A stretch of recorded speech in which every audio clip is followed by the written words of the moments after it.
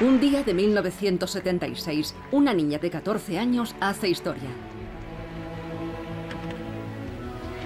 Nadia Comaneci, ante la atenta mirada de millones de telespectadores, logra un hito sin precedentes en los Juegos Olímpicos de Montreal. Acaba de nacer un icono.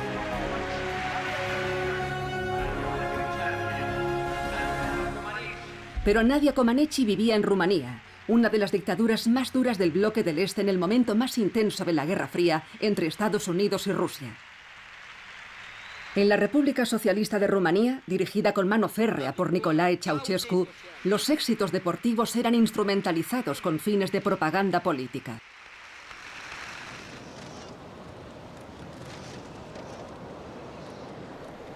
He aquí la historia de esta menuda gimnasta que se convirtió en leyenda, contada como ella misma decidió transcurridos los años.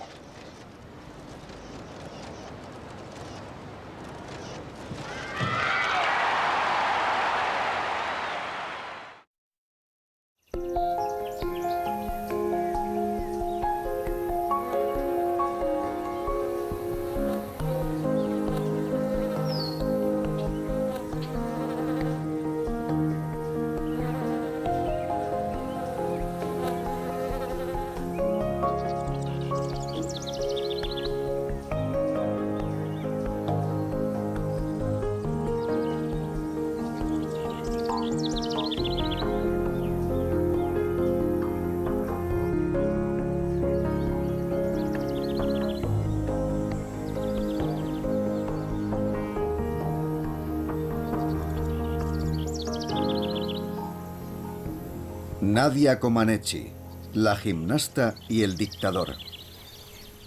Comaneci Nadia. Presente.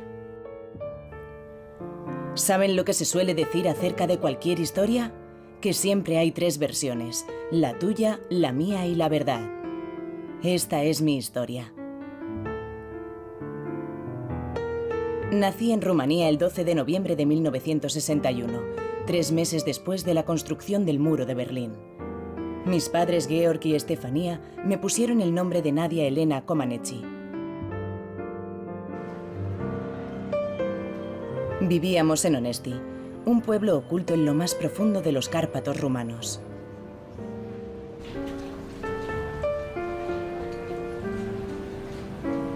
Para entenderme, es necesario entender al pueblo rumano, sus guerras, sus revoluciones, sus sufrimientos.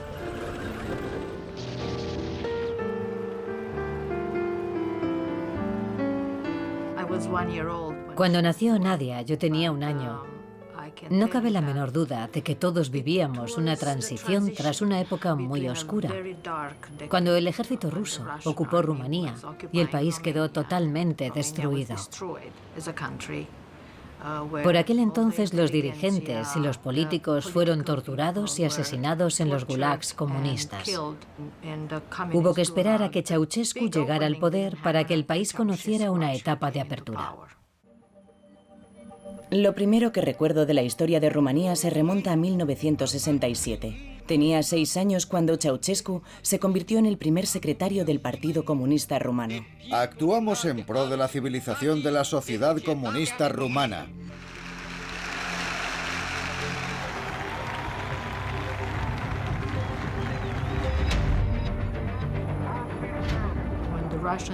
Cuando los rusos invadieron Praga en 1968, fue el único líder de un país comunista que protestó contra la invasión.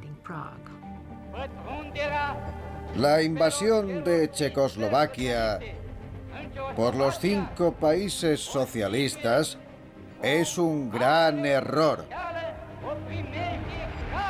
Para mi familia y para muchos rumanos, Ceausescu se convirtió en el símbolo de una nueva era de esperanza y apertura. Así fue como los países occidentales pasaron a considerar que aquel líder de ideas tan abiertas podría servir de puente entre Occidente y Oriente.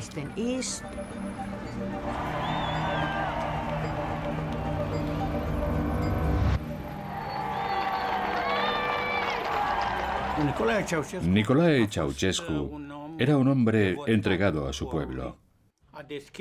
Abrió las puertas de Rumanía al mundo entero. La industria, la agricultura y la construcción eran buenas. Nuestro país se desarrolló notablemente. En este contexto de aperturismo, empezaron a aparecer nuevas publicaciones y escritores y pintores.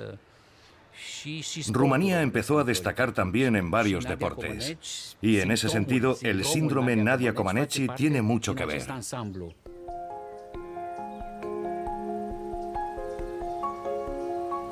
Un día, un húngaro con un bigote enorme se presentó en mi colegio y preguntó: ¿quién sabe hacer una voltereta lateral? Esa sencilla pregunta cambió el rumbo de mi vida. 2 niñas levantaron la mano. Nosotras sabemos. Vale, demostrádmelo. Eran ellas. Aquellas 2 niñas de pelo rubio eran Nadia y su amiga Viorica Dumitru. Os quiero ver esta tarde sin falta en el gimnasio. Poco antes nos habían brindado la posibilidad de abrir una escuela de gimnasia en Onesti y dijimos que sí. Mi mujer y yo formábamos un equipo y como tal nos dividimos las tareas.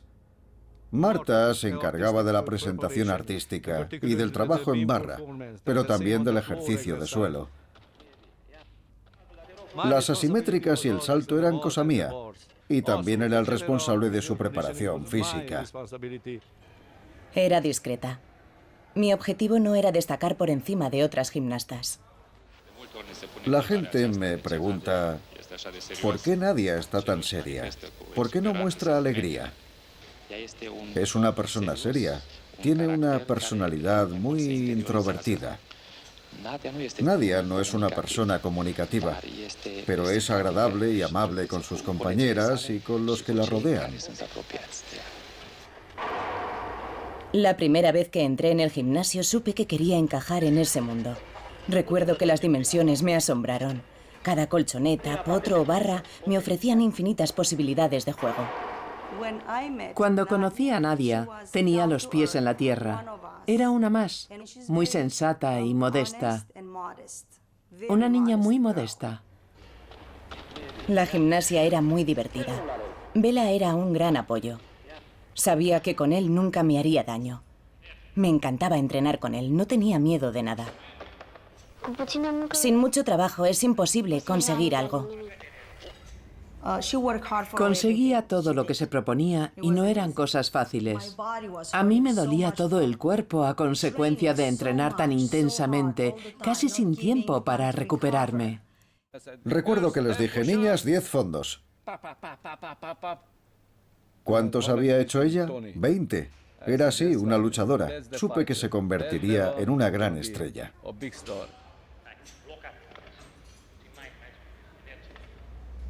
Siempre quería hacer más de lo que me pedían Bela o Marta. Me gusta la sensación de mejorar. Se tarda meses en aprender cosas muy sencillas. Solía regresar al gimnasio y entrenar una y otra vez hasta tenerlo todo controlado. Buscaba la perfección.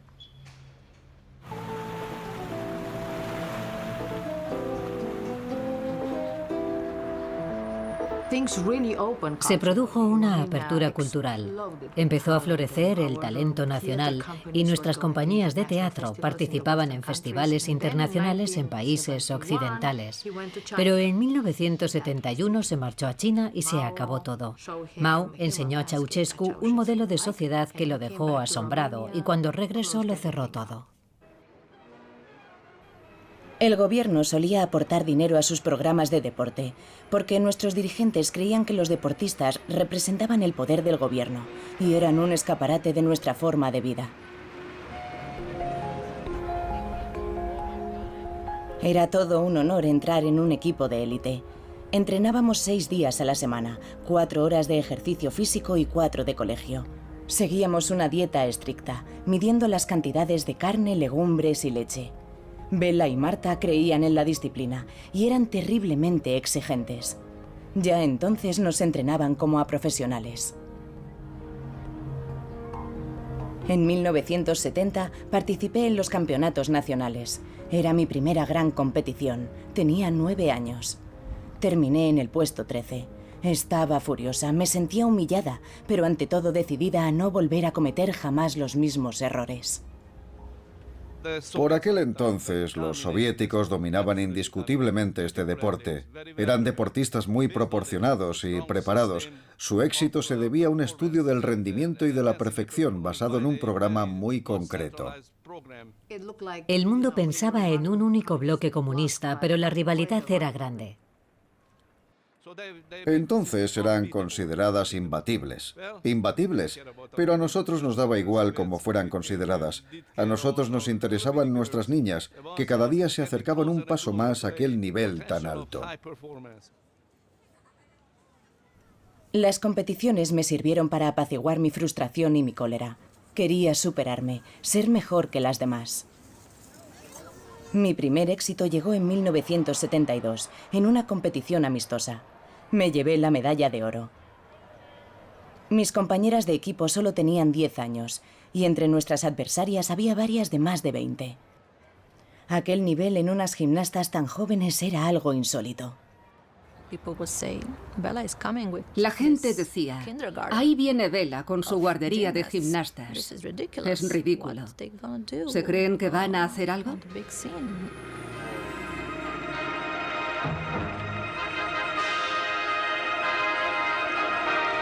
Proclamo inaugurados los Juegos Olímpicos de 1976, celebrando la Olimpiada número 21 de la era moderna.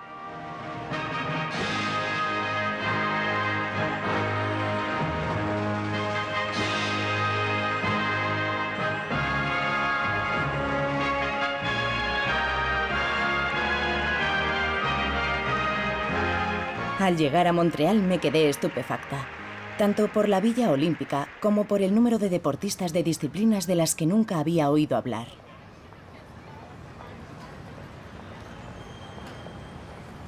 Recuerdo principalmente que todo era gratis. Allí descubrí las pizzas, la mantequilla de cacahuete y los cereales. Todo me parecía moderno, extraño, pero apasionante. Era maravilloso.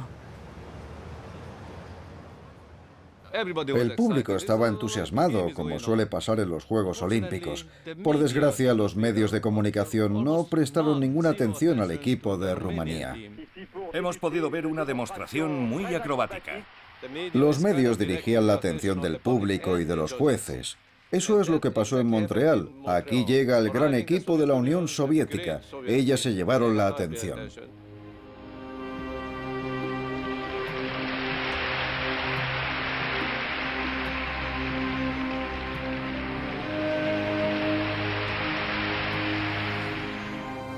La competición estaba entre las soviéticas y las rumanas, y nadie más. Fantástica, absolutamente impresionante. Todo el mundo esperaba a las gimnastas rusas, Olga Korbut y Ludmila Turisheva, mis ídolos. Veníamos de un país minúsculo que la gente no sabía ni ubicar en el mapa. El pequeño equipo rumano pasaba desapercibido. Nosotros realizábamos nuestro trabajo, pero yo sentía cómo se acumulaba la frustración en las niñas y me decía, nuestro momento está a punto de llegar. Lo más difícil es la espera, pero en cuanto empieza la competición, ya no tengo miedo.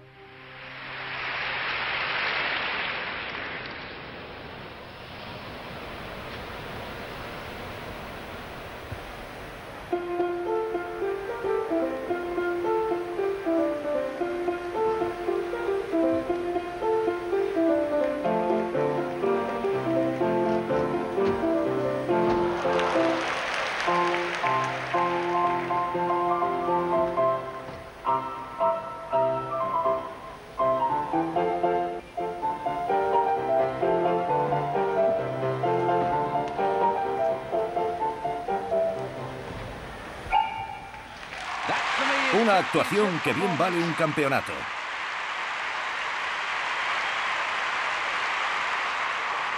Todas las niñas estaban mentalizadas para hacer una gran actuación, muy controlada, muy bien ejecutada. Todo empezó bien. Empezamos con una puntuación alta, que no paró de subir. Nuestra puntuación era ya de 9,9. Y para terminar era el turno de Nadia en las barras asimétricas, con su famoso cambio de barra.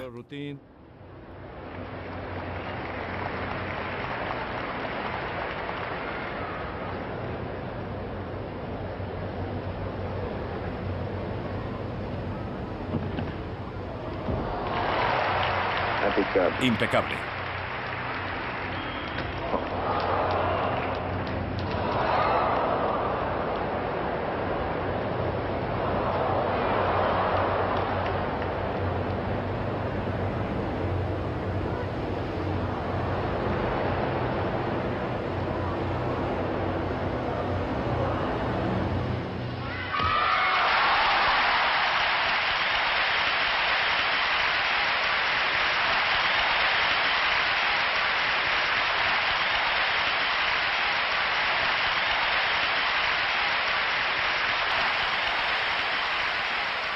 Y entonces salió la nota en el tablón. Un gran 1.0. 1.0. Nos quedamos, ¿cómo decirlo? Pensamos que era un error. Y cuando me disponía a acercarme a los jueces, mientras Nadia bajaba, escucho que alguien dice: damas y caballeros, por primera vez en la historia del deporte, un 10 perfecto. El tercer 10 para Nadia Comaneci en barras asimétricas. Fantástica, sin precedentes. Fue... Dios mío. Para un pueblo que no tenía muchas cosas que festejar, aquel fue un momento único.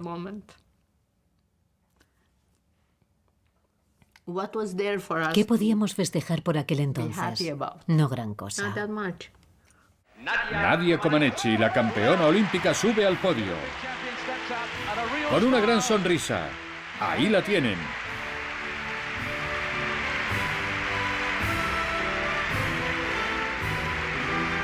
Una extraordinaria joven de tan solo 14 años.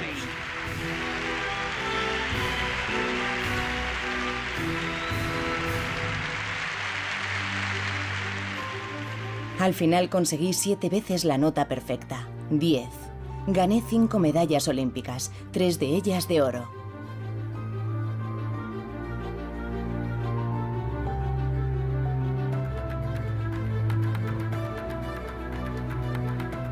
Aquello me hizo famosa en todo el mundo.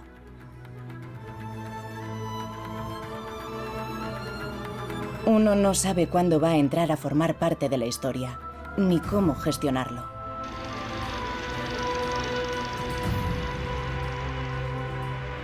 Antes de que aterrizara nuestro avión, nunca me había imaginado un recibimiento como aquel.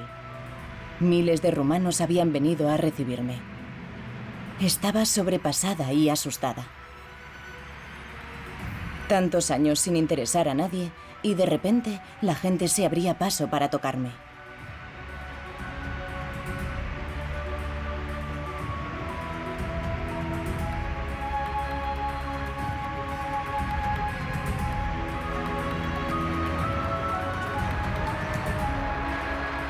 En una ceremonia oficial, Ceausescu nos entregó en persona un galardón del gobierno de Rumanía, tanto a las gimnastas como a los entrenadores. Querido camarada Ceausescu, estoy enormemente emocionada, porque no hay ninguna medalla ni título en el mundo que tenga tanto valor como recibir el reconocimiento de tu propio país, especialmente si es de manos del hijo más querido de Rumanía, del padre que vela por la juventud, de ti, camarada Nicolae Ceausescu. Ceausescu y su esposa le dieron la bienvenida. Se acercaron a ella y le entregaron una medalla al héroe del trabajo socialista, la condecoración más importante. Fue una manifestación de la incontestable grandiosidad rumana. Y por extensión, todos nos sentimos parte de aquel grupo de personas. Nos sentimos capaces de grandes hitos. Nadia Comaneci se había hecho más importante que Ceausescu.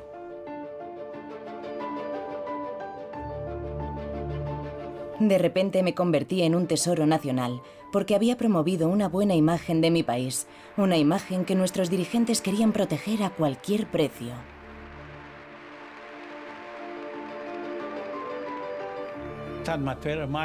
Por primera vez, nuestro país estaba entre los mejores equipos internacionales de gimnasia. Rumanía completaba el grupo de los 3 mejores equipos. Éramos Rusia, Estados Unidos y Rumanía.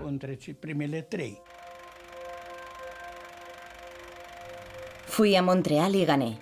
Mi país se sintió orgulloso de mí y yo me marché en autobús, no en limusina. Y me marché con la sensación del trabajo bien hecho. ¿Qué cambió en mi vida? Nada. Mi padre seguía sin tener coche. Mi madre seguía siendo ama de casa. Recibí del gobierno una pequeña cantidad de dinero, pero no gran cosa. Después de todo, mi país era un país comunista.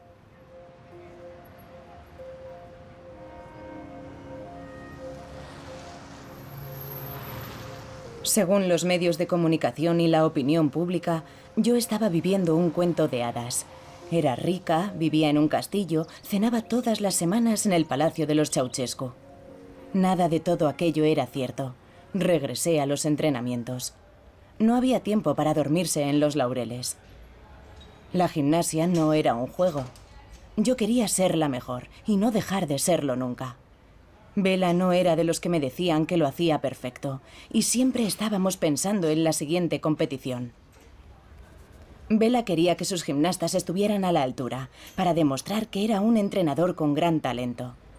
Se volvió más severo. ¿Cómo voy a conseguir que estas jóvenes mantengan un comportamiento correcto? Necesitaba que no alteraran su vida cotidiana y mantuvieran la disciplina. ¿Cómo lograrlo? No dejaría que nadie entrara en el lugar de trabajo, el gimnasio, mientras estuvieran entrenando. Me parecía excesivamente protector y demasiado autoritario. ¿Por qué sonríes tan poco, Nadia? Porque está pensando siempre en sus ejercicios. Nicolae Ceausescu nos presionaba. Gracias a la gimnasia, Rumanía era famosa en el mundo. Empezamos a sentirnos obligadas a ganar todas las competiciones. Empezamos a pagar el precio de todas sus maniobras políticas. No éramos más que unas niñas y ellos jugaban con nosotras como si fuéramos peones de ajedrez. Con el tremendo ruido mediático que se formó alrededor del equipo y todos los honores que habíamos recibido por parte de Ceausescu, a Nadia, a mí y a otras personas nos pusieron fuertes medidas de seguridad.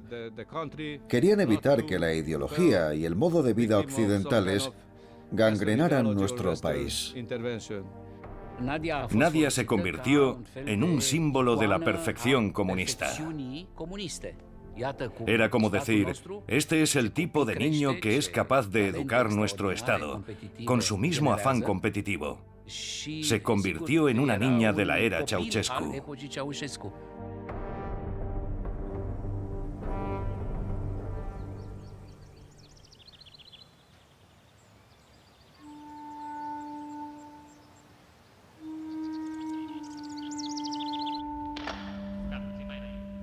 Creo que a Bela le costó afrontar mi entrada en la adolescencia.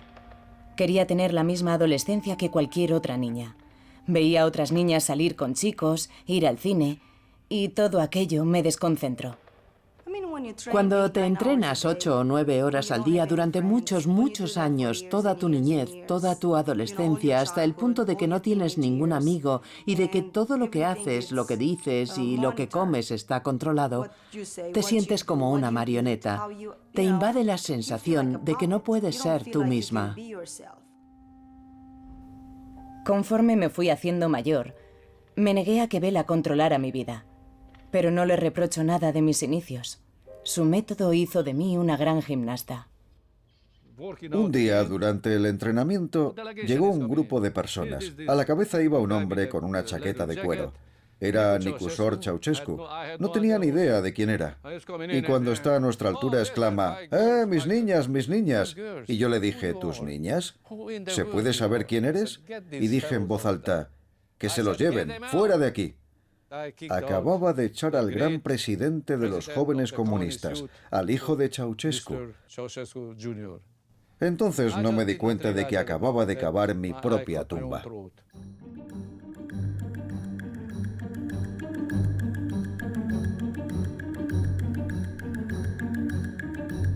Los informes de los servicios de investigación atestiguan que la relación entre la señorita Nadia Comaneci y su entrenador Bela Karolyi se ha deteriorado. Tras una serie de incidentes repetidos, Nadia Comaneci ha sido trasladada a Bucarest por orden personal del señor Nicusor Ceausescu. Le hicieron un seguimiento continuo, que es lo que se supone que hacían los servicios de inteligencia de todos los países. Recogían información y se ocupaban de aquellos que no respetaban la ley. Me enteré entonces de que el gobierno había tomado la decisión de separarnos. A mí me enviaron a Bucarest.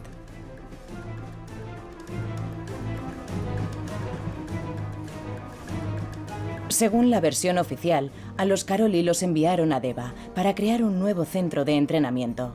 Bela dijo que no le habían comunicado mi marcha y que le había cogido por sorpresa. Más adelante me enteré de que a Ceausescu nunca le había gustado Bela porque tenía sangre húngara. Al parecer, dijo, me niego a compartir la fama de Nadia con una pareja de asquerosos húngaros. Encontraremos otros entrenadores, rumanos de pura cepa.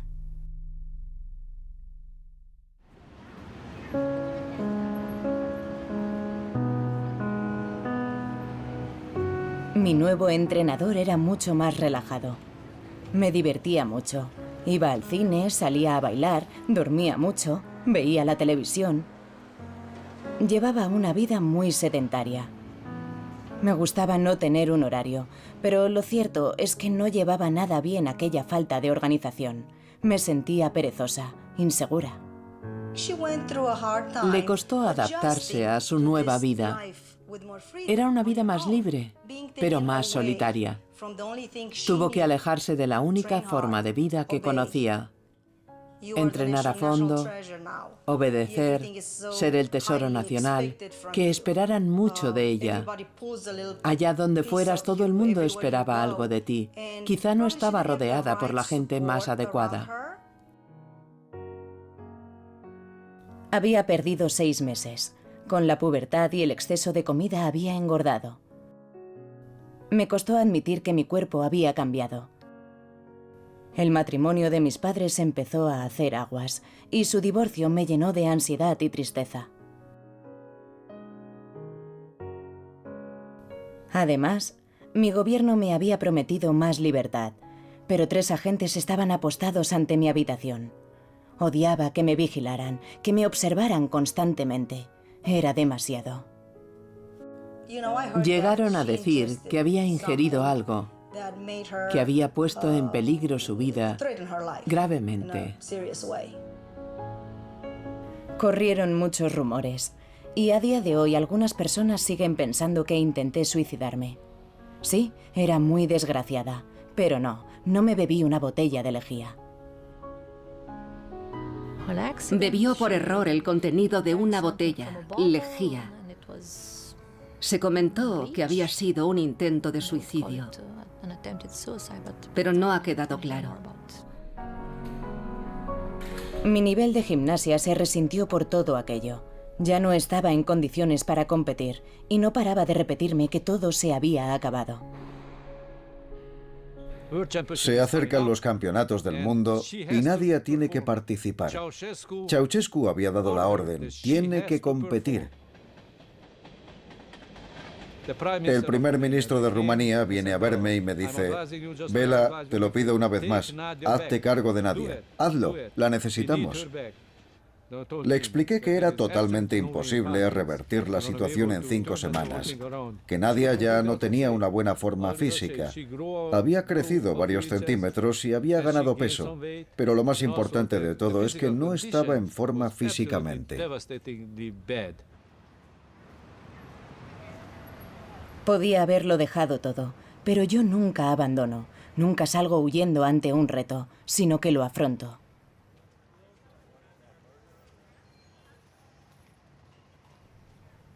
En 1978 me di de bruces con la realidad. 5 semanas no bastarían para borrar un año sin disciplina. El reajuste sería muy duro.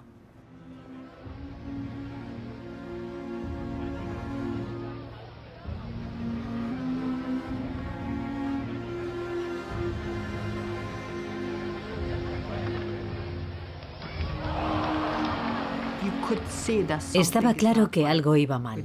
Ya no era aquella niña algo masculina que volaba por los aires haciendo piruetas increíbles. Había cambiado y le costaba completar el ejercicio. Lo peor fueron las barras asimétricas. Me resultaba imposible realizar las figuras más complicadas. Ya no era tan fuerte ni tan rápida.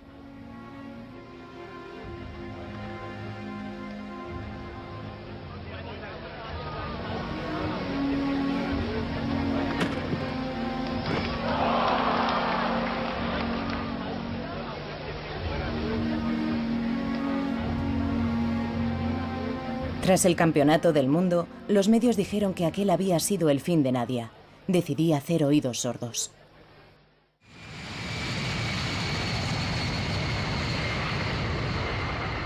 Ceausescu estaba muy decepcionado por nuestro rendimiento, y especialmente por el mío. Resulta extraño pensar que el jefe de Estado se preocupaba por tus resultados, y aún más extraño oír que consideraba que mis destrezas eran un reflejo de nuestro sistema de gobierno. En aquella competición probé el sabor de la humildad. Yo era la única responsable de la debacle, y quería borrarlo de mi cabeza. Después de Estrasburgo pensé que Nadia lo dejaría todo. Pero regresamos a Deva e iniciamos un duro entrenamiento desde primera hora de la mañana. Correr, fondos, flexiones, un entrenamiento cruel. Bela cumplió lo prometido. El entrenamiento resultó una tortura. Estaba agotada. Me costaba salir caminando del gimnasio. Era verdaderamente inhumano, pero había que hacerlo. Había que empezar de cero. Nos daba miedo decir cualquier cosa. Sufrimos mucho durante mucho tiempo. Bela me presionaba mucho, pero desconocía mis límites. Para mí la gimnasia nunca fue un sacrificio.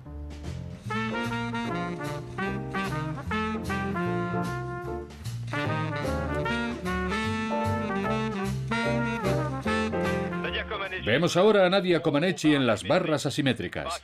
Las barras en las que había logrado varios dieces en Montreal y en las que en Estrasburgo perdió toda posibilidad de alcanzar el título mundial por culpa de una caída.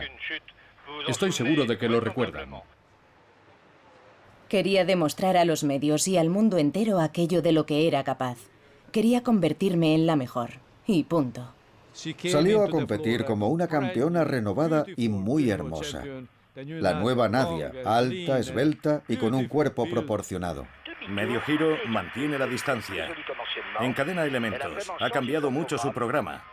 Y la misma salida, pero por encima de la barra inferior. Ser campeona es sinónimo de forzar tus propios límites. Era otra. Volvía a estar en lo más alto. Lo que más sorprende en Nadia es el control que tiene de su cuerpo. Aquí tenemos la salida. Doble giro. Ha ganado. Ningún fallo. Campeona de Europa.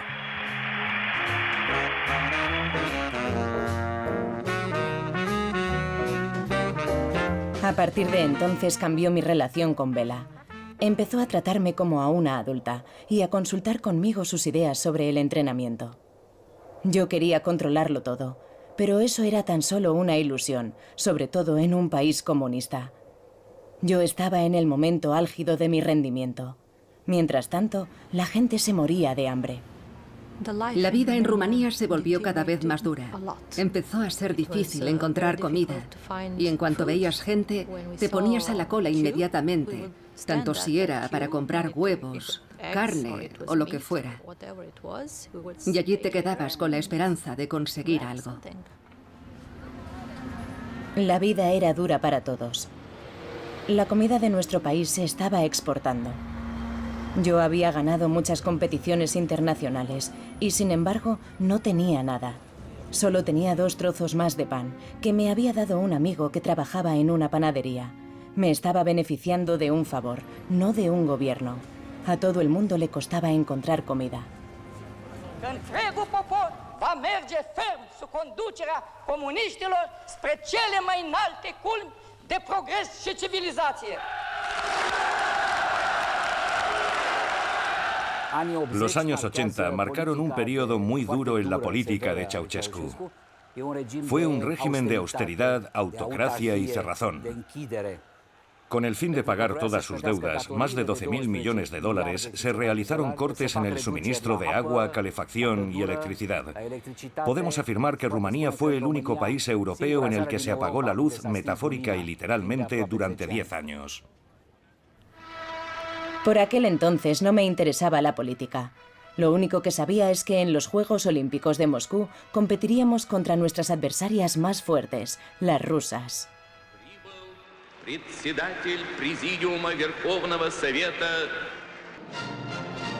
En Moscú nos metimos directamente en la boca del lobo. Haríamos frente a las rusas en su propio terreno.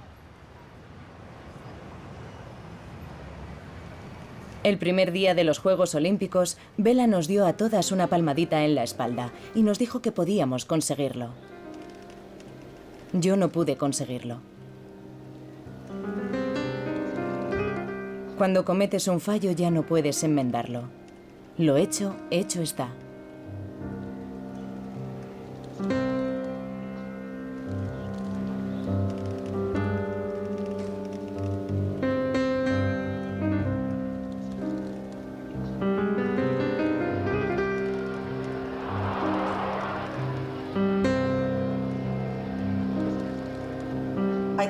Creo que se le cortó la respiración a todo el país.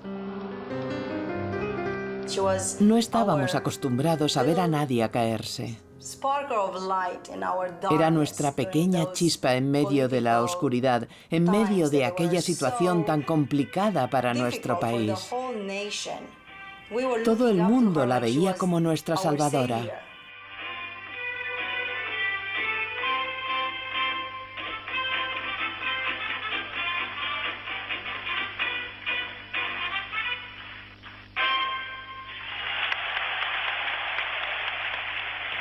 Nuestro buen rendimiento en las pruebas por equipos nos aupó a la segunda posición, justo después de las rusas. A pesar de mi caída en las barras, aún tenía una oportunidad para llevarme el oro en el concurso general. Se respira la tensión. Ha dudado ligeramente. 9,9, recuerden, le granjearía la plata. Una gran actuación. Puede que el resultado no sea suficiente, pero es un placer comprobar que nadie ha vuelto. Hemos visto a una verdadera campeona. Bela Karolyi la felicita, lo ha hecho muy bien.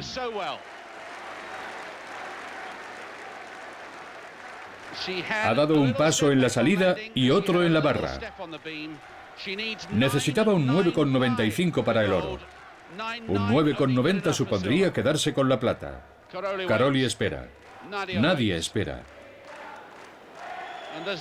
Las damas que ven no tomarán una decisión apresurada, porque no lo han hecho en toda la noche.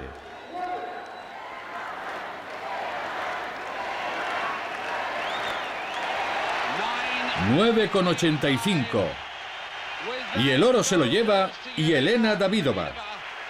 Aunque es triste, parece un resultado justo. A los medios les encantan las rivalidades y los héroes. Me llevé una medalla de oro en suelo y nuestro equipo realizó una gran actuación. Quedamos segundas. Los rumanos odiaban a aquellas rusas que nos habían robado la victoria. Escuché que Bela había tenido problemas graves al regresar a Rumanía, porque había causado problemas en los Juegos Olímpicos de Moscú. Tuvo que explicar al Comité Central por qué había insultado a nuestros amigos soviéticos. Pensé que aquella vez me detendrían y me meterían en la cárcel. No lo hicieron. ¿Por qué? Nunca lo sabré. Sobre todo porque éramos muy conocidos. Un año más tarde, en 1981, la Federación de Gimnastas me llamó. Un grupo de gimnastas rumanas iba a hacer una gira por Estados Unidos.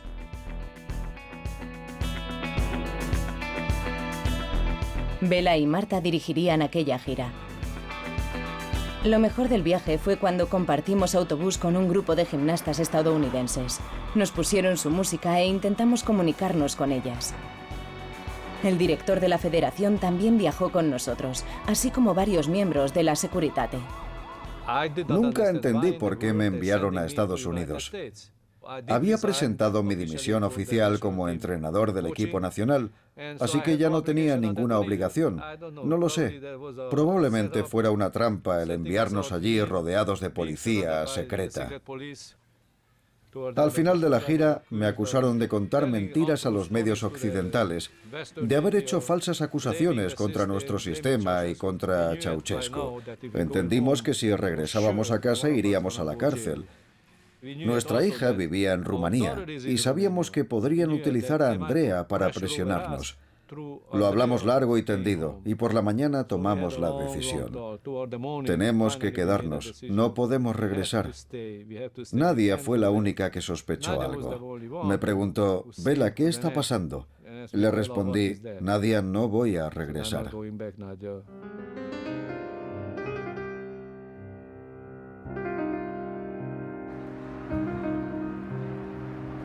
Tomar la decisión de cambiar su vida y la de su familia en una sola noche y sin garantía de éxito fue seguramente muy difícil.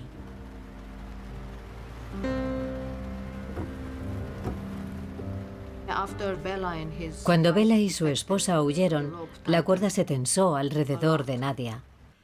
Creo que empezaron a vigilarla de cerca. Querían saber todos sus movimientos. Era demasiado importante para el régimen. Mi vida cambió mucho tras la huida de los Karolyi. Ya no podía marcharme de Rumanía. El gobierno tenía miedo de que yo también huyera.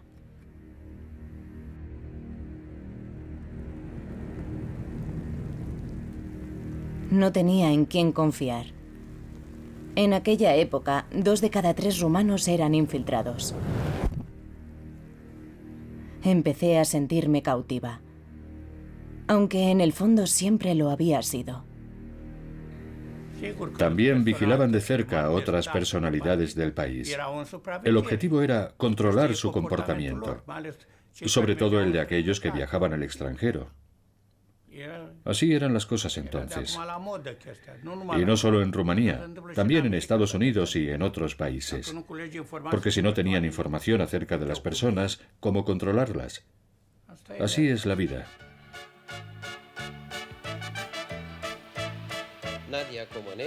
Nadia Comaneci, si nos ceñimos únicamente a tus participaciones en los Juegos Olímpicos, ¿de cuál estás más orgullosa? ¿Cuál de todas ellas te ha dado más satisfacciones? Cuando volvía a casa, lo que más me gustaba eran las ceremonias oficiales que se organizaban para los atletas que habían participado en los Juegos Olímpicos. Y en una de ellas recibí de manos del presidente, el camarada Nicolae Ceausescu, el título de héroe de la labor socialista y la medalla de oro de la hoz y el martillo.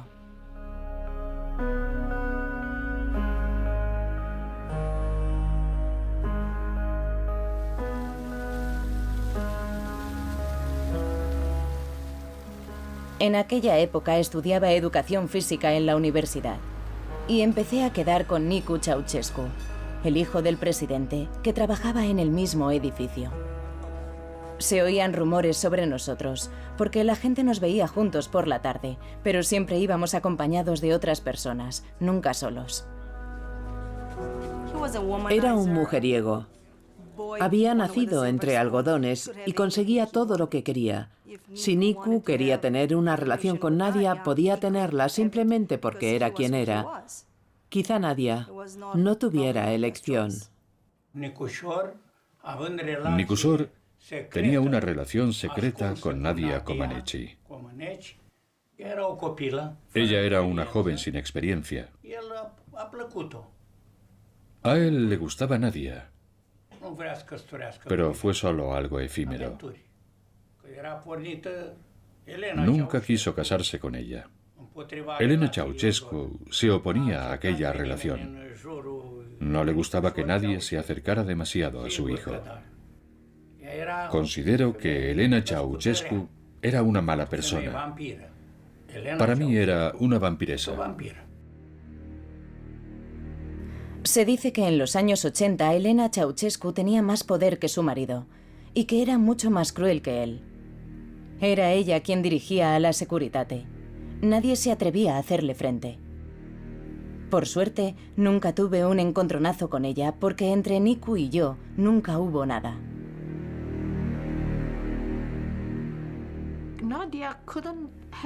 Hasta su huida, Nadia no pudo tener pareja. No me imagino quién podría tener el valor de casarse con Nadia. Sigo pensando que la tenían vigilada. En 1984 tenía 23 años. Había llegado el momento de dejar la gimnasia. Importantes personalidades de la gimnasia internacional me han honrado con su presencia en esta ceremonia en la que anuncio oficialmente mi retiro. Me resulta difícil aceptar que, de hoy en adelante, ya no volveré a competir y no volveré a experimentar muchas sensaciones.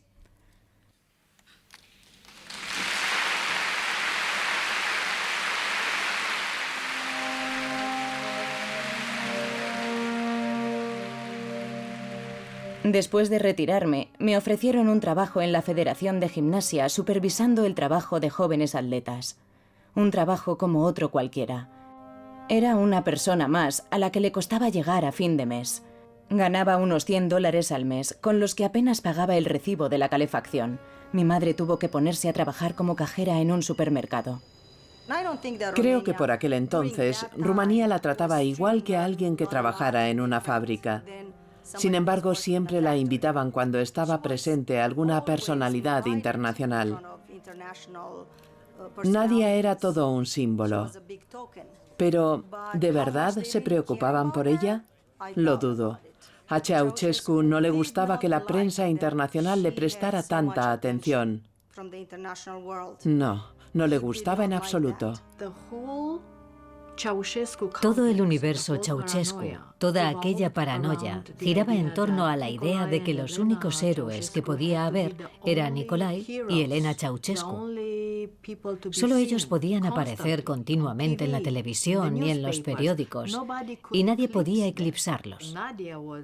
Nadia era una figura que podía ensombrecer a cualquiera, y quizás se negó a desempeñar el papel que ellos tenían en mente para ella. Quizá no resultaba fácil controlarla. Quizá fuera demasiado independiente y por eso, poco a poco, la fueron dejando al margen. Dejé de formar parte del círculo de los preferidos por Ceausescu, así que mi futuro era de todo menos halagüeño. Tenía que haber participado según las reglas del juego político, pero no lo hice. Era una más, y me resultaba extraño. Me impedían viajar, no podía empezar ninguna relación, y tenía que arreglármelas para llegar a fin de mes.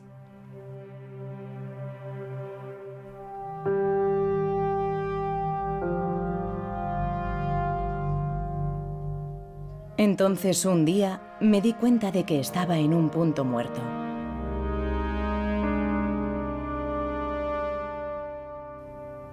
Se decía que en Europa del Este se avecinaban cambios, pero yo estaba en el lado equivocado.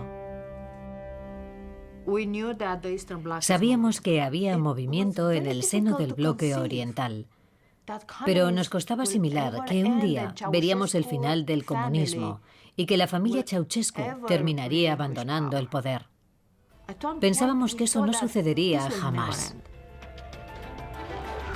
En Hungría el telón de acero muestra sus primeros síntomas de debilidad. El mundo comunista se sorprende al ver cómo los soldados desmantelan los 185 kilómetros de alambre de espino que separan Hungría y la Austria neutral.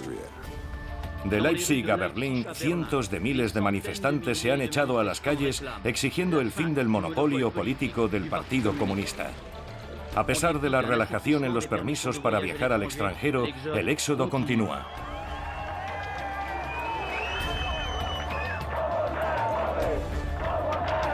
Es la petición de la convocatoria de unas elecciones libres. 24 de noviembre, Congreso 14 del Partido Comunista. Ceausescu es reelegido por unanimidad.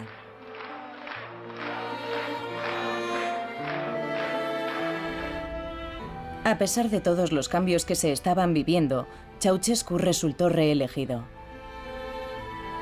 Aquella pesadilla no terminaría jamás. Cuando empecé a soñar con huir, tuve la impresión de revivir. La libertad era posible, pero había que arriesgar por todo lo alto. ¿Sería capaz de hacerlo?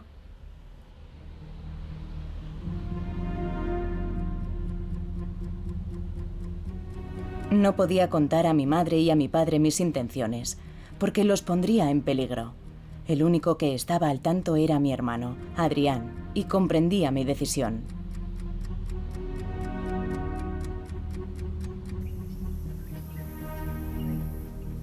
Por cada persona que logra huir, muchas fracasan y son deportadas, encarceladas para el resto de sus días, o reciben un balazo en la espalda intentando cruzar la frontera. Todo empezó el día que acudí a una fiesta en casa de un amigo. Vivía muy cerca de la frontera.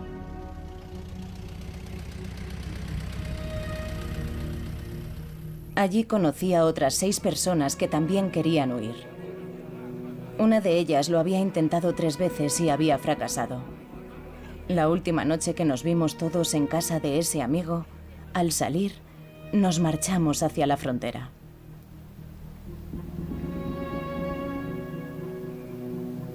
Teníamos que seguir al hombre que había intentado huir 3 veces. 6 horas caminando por terrenos difíciles para llegar a la frontera húngara.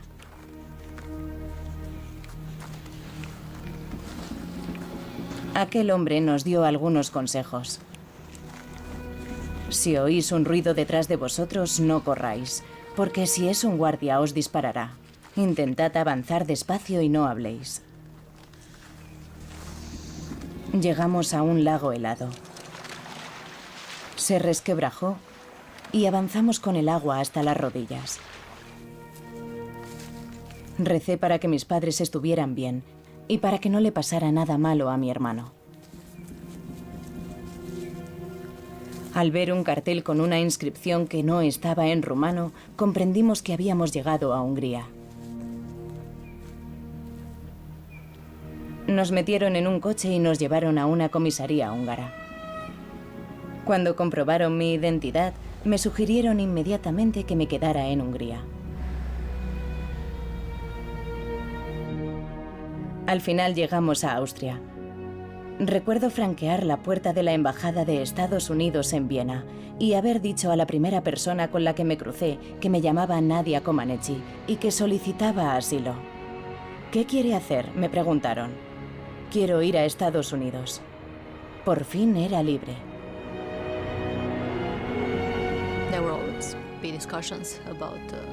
Nunca dejará de hablarse del momento en que Nadia decidió huir del país. ¿Acaso sabía algo? ¿Se imaginaba que estaba a punto de pasar algo?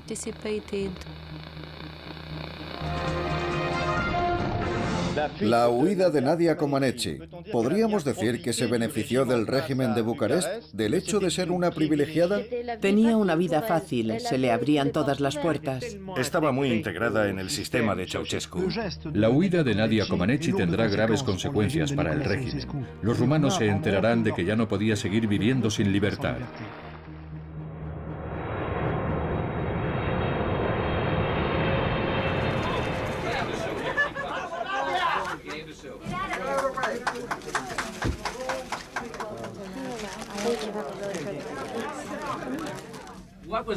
¿Cuál fue la razón que la llevó a decidirse a escapar? Quería vivir libremente. ¿Podría contarnos cuánto tiempo llevaba planeando marcharse de Rumanía? Mucho tiempo. Llevaba pensándolo varios años. ¿Era consciente del impacto que tendría esto en el gobierno actual de Rumanía? No. No es cosa mía. No es cosa mía. Solo quiero decir una cosa. Estoy muy feliz de estar en Estados Unidos. Llevo mucho tiempo queriendo vivir aquí.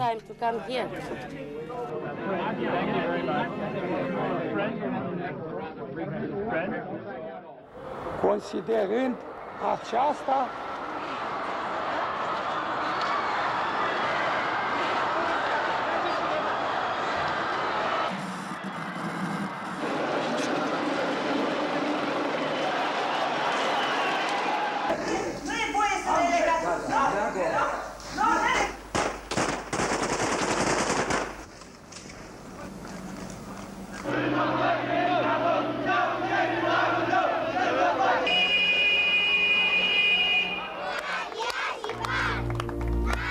A partir de 1989, Nadia Comaneci empezó una nueva vida en Estados Unidos.